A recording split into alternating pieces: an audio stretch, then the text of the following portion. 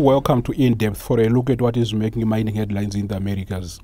Shares in mining companies active in Peru dropped after left-leaning candidate Ollanta Humala claimed victory in the country's presidential elections. MineWeek's deputy editor for North America, Liz, who is based in Toronto, Canada, joins me to discuss the issue. Welcome to the show, Liz. Hi, thanks for having me. Now tell us, what are the investors concerned about in Peru? Yeah, well, Mr. Humala is he is a former military officer, and as you said, a left-leaning, something of a populist.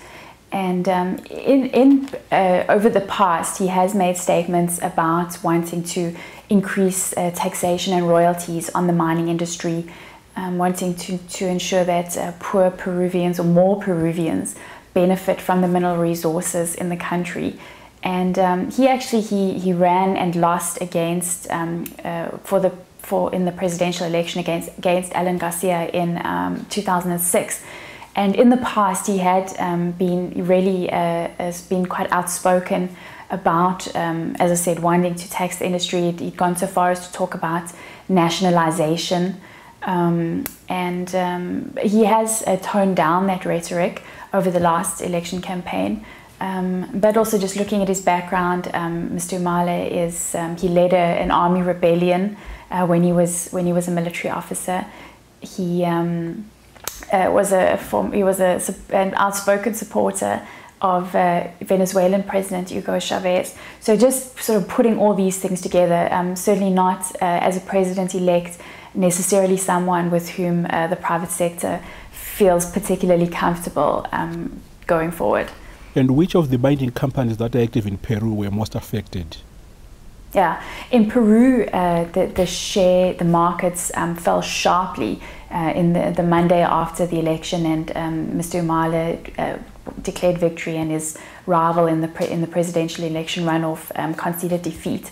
In fact, they actually the shares fell so sharply that they stopped trading. The session was ended early. And then if you look at stocks, specifically mining stocks, companies listed in New York and Toronto with projects or operations in Peru, those companies also saw their share prices fall. Just thinking about some companies that are affected, you've got Buenaventura, that's the biggest precious metals producer in Peru. Southern Copper is a key copper producer in the country. Of course, Freeport-McMoRan, that's the biggest publicly traded copper producer in the world. They definitely would be affected by any policy changes in Peru. And then there's gold companies, South Africa's Goldfield, the Newmont Mining, based out of Denver. They've both got important operations, as well as Newmont's got a project that it's looking to build in Peru. And then, of course, your big global diversified miners, the BHP Billiton, the Xstratas, Anglo American, and so on, would all be affected by any changes in Peru. Peru is, I think, the third biggest copper producer in the world, and then also a significant producer of gold, silver, and zinc. So any policy changes in the country with regards to the mining industry would then have ripple effects going out for those commodities. It seems to me that some of the concerns may be easing. Any comment on that? That's right. Mr. Humala, as I said, although he had spoken about things like nationalization and big taxes on the mining industry in the past, over the course of this past campaign, he did tone that sort of thing down and adopted a more moderate platform. And just since the election and since he was being recognized as the winner, we've heard press reports out of Peru quoting aides and advisors to Mr. Humala, saying that he intends to honor existing mining contracts, recognizes the need for stability in Peru. So, and markets have responded. It really has just been a matter of days, but markets have responded positively to that after the initial response to the results of the election. Obviously, it's still early days to see how that will all play out and what sort of policies and stances he will look to pursue.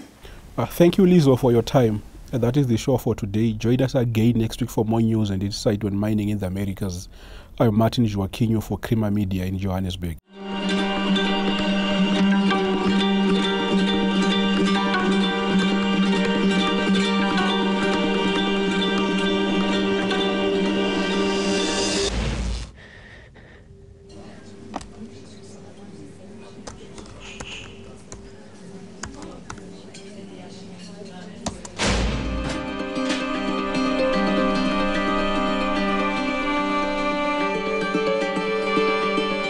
Donate now and give 15 Rand a month. SMS JOIN to 41486.